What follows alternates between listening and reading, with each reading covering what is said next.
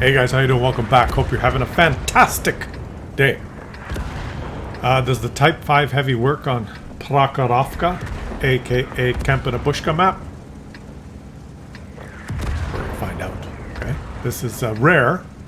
I will use spotter build, says the Type 5 Heavy. And what is he? He's just kidding. He's just kidding in the chat. When you roll out in your super heavy, the Type 5 Heavy, E100, Yike Panzer E100, those big shoebox-shaped tanks. Well, it's almost always, right? You roll out in your big super heavy, Kempina-Bushka. You say, damn, okay, I'll switch to my stealthy little light tank, Himmelsdorf. It's the story of World of Tanks. You have to be able to make it work. No matter what. No matter what, you gotta make it work. Right? Not like that bat chat who's not making it work. He's almost dead. Yeah, let's see. Can he make it work? Snap it. Snap it. No, he did not make it work. He took... Yeah, there. That's what happened. He got a spotting. He got spotting assist. 199 spotting assist. The worst thing you could do when you roll out in your super heavy and you get spotted and you're in Kempina-Bushka map and you have no idea what to do, and the tanks with good gun depression like, oh, Mr. Conqueror or Mr. Super Conqueror, or any of those tanks with the good gun depression, they're at the ridgeline before you get there because they're faster. They got gun depression so they can play the ridgeline. They can shoot you, you don't even see them. So the worst thing you could do is say, well, I hate this map, I'm playing my super heavy and I hate this map, I'll just hide at the back. And that's typically what happens. They'll see a Type 5 Heavy would not even get spotted on this map. We'll be sitting there at A1 or A2. But this guy, he bounces like a boss, just by mistake actually. And Wargaming says no. No, you were aiming at object. There was object in direction. You were not aiming at object, but there was object in vicinity. So your shot disappeared. You perfectly aimed for 25 seconds. But too bad for you. No pen for you. No hit for you. This is not your map. You go play Himmelsdorf. You should be hiding at A1. So what are the enemies got? Let's just analyze this. They've got a platoon here. Jag Panzer E100, Type 5 Heavy. They get matched make with platoon Object 277, Object 705A. It's balanced, no? On Kempina-Bushka map. Now, Object 705A, not that pretty tough on this map as well. Object 277 would excel on this. Oh.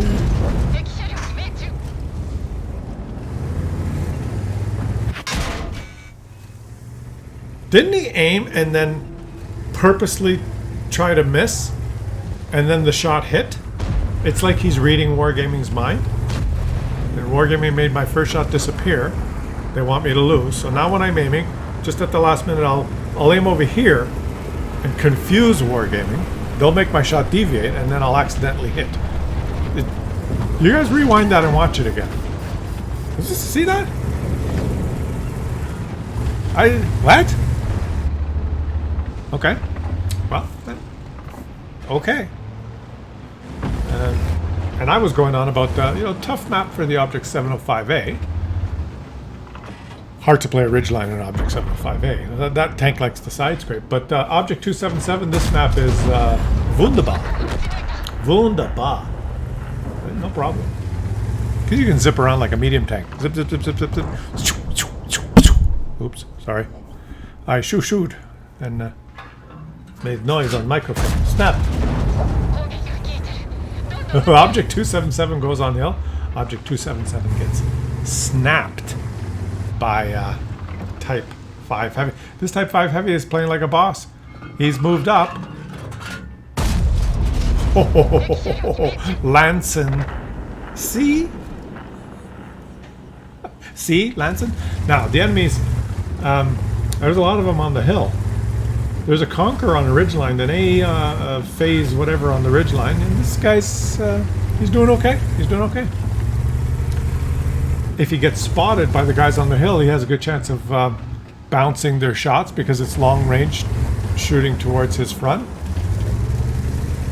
He's typing in chat, ELC, come on, their bat chat is dead. You can spot for us. And the ELC is responding by moving up. He was just being, you don't have to win the game in the first 30 seconds. He's lost a lot of HP, so he's being careful. But now the ELC is moving up, and this guy's getting ready to shoot. Don't you know you gotta be ready? The ELC's dead. Note to self, if you play light tanks and your teammates are berating you, come on, move up. The others, what's wrong with you? You suck. If you move up, it's your own fault when you die. Don't listen to them. DLC was correct. There's a lot of stationary tanks that could spot him, and maybe he didn't push himself right. So, there's lots of targets that could have hit him. He obviously did not remain concealed. He didn't remain concealed. And this is like heaven for this guy. And the guys on the hill, this is how this map works. There's a choke point there on the hill. These guys fight like this. And it's the flanking shots that that whittled them down. Like this. See, this guy's fighting the guy in front of him. But he's taking hits from down here. And vice versa. Vice versa. If someone was spotting him, if on this ridgeline where the Type 5 Heavy is, if you're counter spotting and spotting each other, oh, he hit! Wow, this guy's just snapping him. If you're spotting each other on this ridgeline, the guys from the hill can shoot down at you. You're more vulnerable to the flanking crossfire than the direct fire. And now he wants to take on the Burask. He wants to. Now he's a big target if he gets spotted there. Oh, he pulls back. And these guys on the hill have not learned their lesson, right? There's always the middle of the map, the hill, and the one line, and it's the crossfires that get you. Let's see if he wants to kill that Burask. I would want to kill that Burask too. And poor little light tank. I feel sorry for the. Oh, wait for it. Boom. He's lobbing them in like a knuckleballer, like Phil Necro. Reference? You guys know who Phil Necro is? Or was? He was the best at what he did. He was one of the pitchers that lasted the oldest. Pitchers, they have a short career because their arms go. But Phil Necro was a knuckleballer. When you're a knuckleballer, you don't have to throw fastballs. You're just throwing those fluttering. It's called a knuckleball because you put the ball on your knuckles, and when you wind up and you throw the ball wants to spin, but just as you release it, you impart the opposite spin, so the ball doesn't spin at all. The baseball I'm talking about. You guys know? Someone took my baseball. So the baseball, without a spin, that's coming towards the plate, even at 60, 70 miles an hour, like they don't throw very hard, like not 90 miles an hour or 95 miles an hour, like a fastball. It's just slow, 60, 70 miles an hour. But with no spin, the seams on the ball catch the wind, and the ball does that. And Phil Necro could throw the ball, and the ball would move a foot and a half. It would be coming and these guys are trying to hit it, and it's really hard to hit. If they hit it, it was just luck. Or if he made a mistake, if he didn't make the ball not spin. If there's a spin on the ball, then the ball would just come in at 65, 70 miles an hour and just be straight. It would be like, here, have a home run. You give any one of those major leaguers a 70 mile an hour ball that hangs there in the strike zone, and they're going to hit it out of the park. At least they're going to hit it easily. So a knuckleballer, you make a mistake. But when they're working, it was amazing. So he could do that, and of course it didn't hurt his arm very much because he didn't have to throw it hard. So he pitched for years and years and years. He was the oldest, had the most games played. I don't know if he still has the record, but some of you guys that are following baseball, let me know. How many years did Phil Necro pitch. All these young guys, 20-year-olds playing, you know, the 58-year-old guy would come out there and I'm the pitcher. Gray beard as well. Now, who says the old fogies can't? Yeah, you can make it work, is what I'm saying, right? And those of you who are saying, "What are you talking about?" Well, that's the theme of the video. Everything is related on this channel, right? That the discussion went that way because we are discussing how to make it work. Remember, we started making it work. Shoot a little farther, making it work. Right? It's the Type 5 Heavy. He can make it work on Kapanabushka map. How did he make it work? He got into a good position where he could shoot, and the enemies were completely, utterly clueless, and no one poked the ridgeline to spot him. So no one shot back. But he did. I shouldn't say no one shot back, because he has lost 2,000 HP. 2,157 to be exact.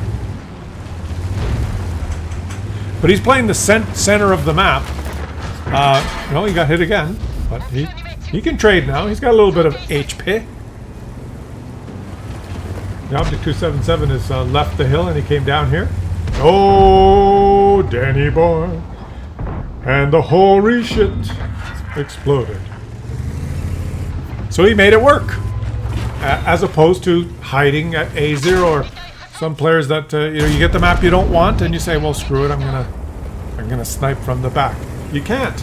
He's got the HP. He can take a hit, and he made the correct decision to get his gun in the game. That's all he did. He got his gun in the game, and it worked out. And if he hung back, I think his team still would have won. But he did 7,000 of the damage that his team did. But I think his team is better than the enemies. And the Lanson, see ya.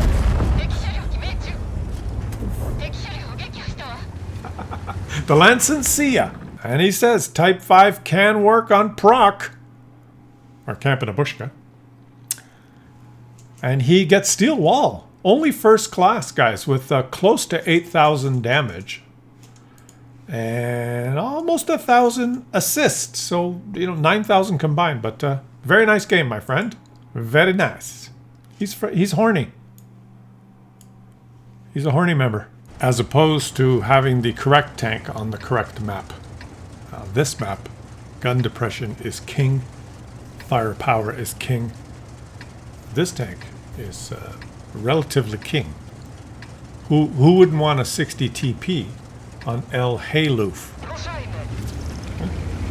Who wouldn't? And I hope he's going to C2. The BZ will get there first, though, because reasons. But here he goes. How many tier 10s? 1, 2, 3, 4. Only 4. He's one of the big boys. And he's furious at the ridiculousness of the rocket jet propulsion system on the back of the Chinese. And the guy's wasting his jet propulsion. He's wasting it. You're going to need it later to retreat. Let's see. He's got the gun depression. He's got the turret armor. Is he going to go to C2? He's turning. Yep. He's going. He's going to turn left. And yes, he is. There he is. And the Leopard. Well, Mr. Leopard, you're not in the right position. If you play carefully, you're okay. But get out of the way. Mr. 60 TP is here. So a lot easier to making it work when you got the right tank on the right map. But it all boils down to the same thing. Get your gun in the game. And so he's going to do that. He's pushing straight. He's pushing straight forward because the enemy team has not. They've abandoned their hull down position, so he's He said, well, I'll move right up here. And now he's going to do a little bit of just the side scrape maneuver with it, and ooh, you ricochet. So he's not going to get to use his gun depression. Wow, that's tough. This is one of the maps, if the enemies are aggressive on their ridgeline, you'll dominate them with gun depression. But if they're not, you got to go to this position. And they're smart. The PZ does not excel in a gun depression position. He excels on the side scraping position. So the PZ is doing the right thing, making it harder for him. But he's going to get him. Now the Conqueror, on the other hand. Boom. Oh, see, he's having a tough time. The PZ's gone to the correct position. But he's protecting his hull now. He's protecting his hull. The WZ just tracks him. But this Conqueror did not go to the hull down position. He wants to shoot the Conqueror. Boom. There, he finally got him. He finally got him. And he bounced another shot. Like a boss. Wow. He's not in a tactically strategic position for himself, but he still managed to make it work. And that's oh, not Pender. He's making it work because of good positioning with the side and the scrape. He's doing well. I would have gone to the other ridgeline, but then you could get sniped. You get sniped from afar. So this is the position he wants to play. Oof. He's a little jitteriness there, but he made it. The STRVK is using him as armor. Oh, the first hit he took. He's probably upset about that. The guy showed his lower plate. Oh, and the track absorbed that. That's good. That's good. Repair, repair, repair, repair. Boom. Boom, boom. My teammate exploded, and the other guy took a hit. This guy's done a good job. He played that really well in a position that, well, I guess it could be non-optimal position. He got his gun in the game. Snap it, snap it. Just make him pay. Make him feel stupid for taking that position. Ooh. A Centurion Action 10 turret, the British will say. So powerful. That was bad luck. See the guy that was ready to snipe him? The tortoise? That's why he didn't push this ridgeline. TVP spotted, TVP annihilated. That's why you got to be careful on this ridgeline. There's people in front of you that you're fighting, but it's always the other angles. That, oh, snapper. Oh, he was going for the track wheel and he did not hit it. Well, that would have been nice if you hit the track wheel. Retreat, he says, but gets in his way. Good job. Good job. Retreat! I'll be in your way. Track him. You gotta track him. Don't just shoot him there. Track him. Or kill him.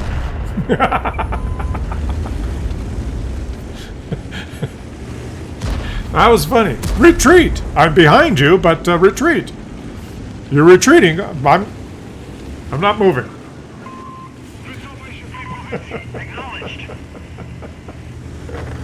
If you ask your teammate to retreat and he starts retreating, it's not nice if you're in their way. Retreat! And he backs up. Good. That's how you gotta do it. Dems. That's the way. Okay, the Conqueror. This Conqueror is in the totally dumb. Ricochet. You got hit. You could have pulled out and shot his lower plate, but this Conqueror needed to be on the ridgeline. I'm surprised he's still alive. I'm surprised he's still alive, guys. Oh, he's got the shot. Oof. This tank hurts when it hits you. Don't you think? This Conqueror's doing well. He's not using his gun depression at all, but he's doing well, so I guess there's plenty of different ways of skinning the cat. The Conqueror's using his dead teammates. But I would argue he would have been better on the ridgeline. We're going to check how much damage that Conqueror did. I'm surprised. I'm very surprised. Alright. What do you guys want? Here he goes. Oh, you can take it. Just This is a tough tank. This tank, this is very powerful. T-57 heavy. You don't want to make a mistake. You don't want to make a mistake. But he ain't looking. Ooh. That hurt. Ooh. Nope. Daddy, my teammate just exploded. How did he explode? Who shot him? The STA-1? The Charioteer? Perhaps? There's someone down in Demdar Hills. But that guy down there needs some spotting assistance. I think it's the Charioteer. Let's see, guys. Is it the Charioteer? Oh, Mr. Tortoise. Oof. Close. But no Seagar. This is a well-fought battle. This guy's done really well. He's bounced 3,002, and look at that. I was right again. Kellerman is right again. Charioteer, gone. Interesting spot for the Jan. That's the first time the Charioteer got detected. He had not been detected all game, so he's sniping there. Oh. Mr. Tortoise. A Tortoise flanked and surprised his teammate. Did you see that, guys? The Tortoise put the pedal to the metal and surprised his teammate. Snuck up on a tank. At 7 kilometers an hour, scurried around and surprised the guy. And now, Mr. Tortoise. Mr. Tortoise is doing well. But Mr. Tortoise, your luck is about to run out. Because a tortoise is rectangular in shape. 2 sides, a rear and a front. And only one of these sides is dangerous. The side that the gun sticks out. All the other sides, the left side, the right side, and the rear, they can't hurt you. So you just have to avoid the front. It's not hard. It's not rocket science. How do you fight a tortoise? Don't drive in front of it. It's not that hard. I see many medium tanks make that mistake. They drive full speed to the tortoise, and then they stop in front of the tortoise and aim for the weak spot. That doesn't work. Generally, he'll shoot faster than you. Just drive past him and stop and go, oh, it's much safer back here. And just stay behind him. He's very slow. This is just, it's not that hard. The tortoise did not break the game. Ay. Oh! That's interesting. Who could it be now? The WZ? Well, how much did he bounce? Yeah, WZ. Why did the game tell? The game told us. He bounced the WZ. Hit his track. The game shouldn't tell you who shot. You notice there above my head? The list of shots. He did 141 ramming on the tortoise, and now it says the WZ shot him in the tracks. I didn't think it would tell you what tank it was because both tanks were undetected. That's not good. That's if you're detected if you do that, basically. But hey, he made it work. He kept his gun in the game, and we're gonna check that Conqueror. Look at this, guys. This Conqueror finished on top with 3,000. He did really well. I said he didn't go to the optimal position, but obviously he ended up taking 16 shots, hitting 11 and penning 8. He did pretty good. So did the tortoise. What are you gonna do? What are you gonna do? Just get your gun in the game. Avoid the front of the tortoise. That's the learnings from today's video. I'll catch you guys on the next one.